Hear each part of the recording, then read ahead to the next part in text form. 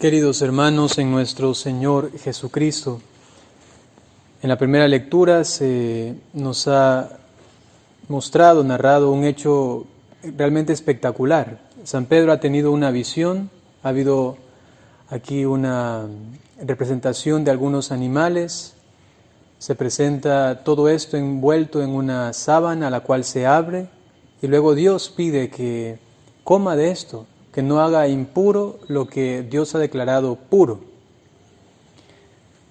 Cuando un hermano evangélico, protestante o testigo de Jehová se ha empecinado en quedarse en el Antiguo Testamento y decir que ciertos alimentos son impuros, han escuchado seguramente, ¿no? ¿Cómo interpretas este texto? Yo he tenido la oportunidad de estar con ellos a veces, conversar y de preguntarles, ¿cómo lo interpretan? Y me han dicho, por ejemplo, bueno, es que esto no era literal. Esto no es que significaba que tenía que comer realmente algo, sino que como al final de este texto se dieron cuenta, hablaba de los paganos, de ir a anunciar también a los que no eran del pueblo de Dios, dicen los protestantes que se refiere no a los animales, sino a las personas.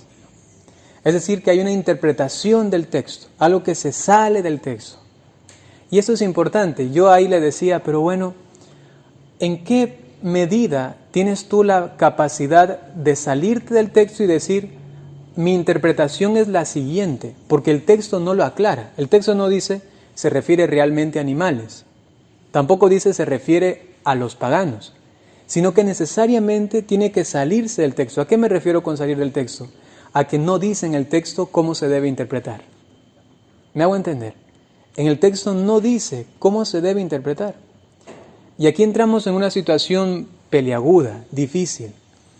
Si la Biblia no se interpreta a sí misma, es decir, que no hay una indicación ahí que también es palabra de Dios que diga esto se debe interpretar así, siempre se necesita ¿de quién?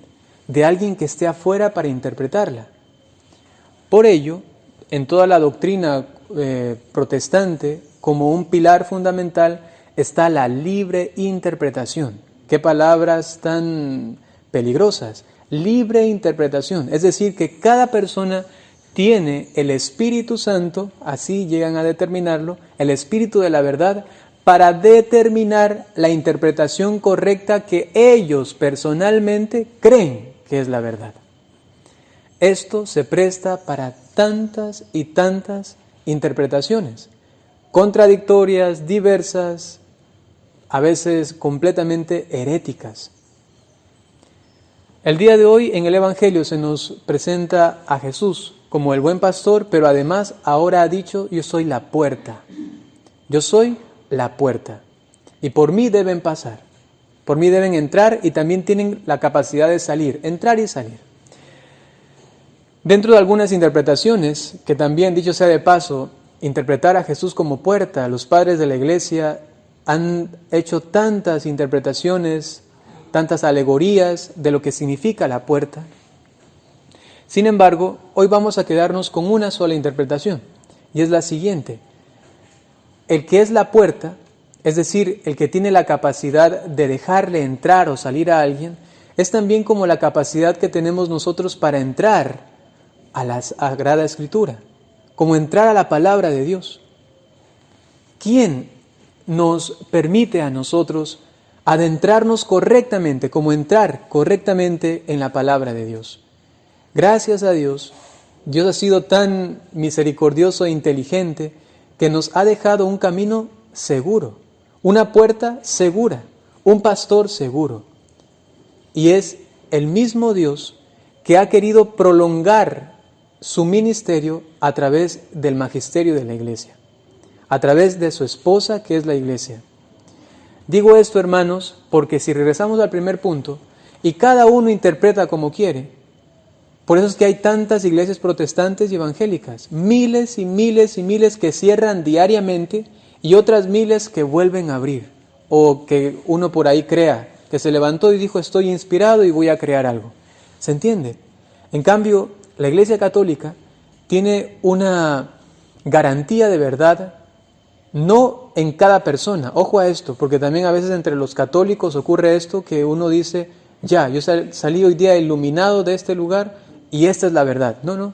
La verdad la tiene la Iglesia en su organismo, en su constitución universal, concretamente en el magisterio. Esto es importante porque allí tenemos ya un camino seguro, una puerta segura para entrar a este misterio tan grande que es la Sagrada Escritura. Luego, existe lamentablemente también entre nosotros los católicos que hay sacerdotes y obispos que no son fieles a estas verdades. Y seguramente han escuchado ahora que los obispos en Alemania están organizando un evento para bendición de parejas homosexuales. La Iglesia Católica hace unas semanas ya había dado un documento en el que decía que no se va a bendecir. No es que estamos marginando a la persona, sino que esta unión, como es antinatural y no está acorde a la Sagrada Escritura, entonces no las bendecimos como parejas, aun cuando podemos bendecir a una persona individualmente. Los obispos alemanes han determinado, no, nosotros queremos hacer lo que nosotros interpretamos de la Sagrada Escritura y del catecismo, de la teología. Y nos damos cuenta que esto no está en contra del magisterio supuestamente, de la teología, y no está en contra de la Sagrada Escritura. Entonces nosotros sí lo vamos a hacer. Que el Papa dice otra cosa, no nos importa. Eso es ya tener ciertas características de protestantismo. Y es lo que lamentablemente parece que está haciendo la Iglesia alemana. Y se está dirigiendo hasta un posible quizá cisma. Se va a dividir la Iglesia, parece. Eso ustedes deben saberlo, queridos hermanos, porque tienen también ustedes, además del derecho de saberlo, la responsabilidad de orar por esto, de orar por la situación de la Iglesia. No solamente hay un conflicto interpretativo fuera de la Iglesia, sino que también hay internamente. Un sacerdote que llega a decir, bueno, que Cristo resucitó, no es tan relevante. Con tal que haya resucitado en nuestro corazón, es suficiente. Eso va totalmente en contra de la doctrina de la Iglesia.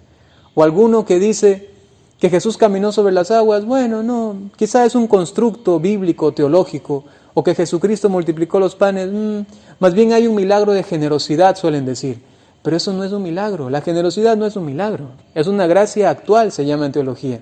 Un milagro tiene que ser algo sobrenatural, y para que sea sobrenatural tiene que ser algo que no se puede lograr por las fuerzas humanas. La generosidad sí.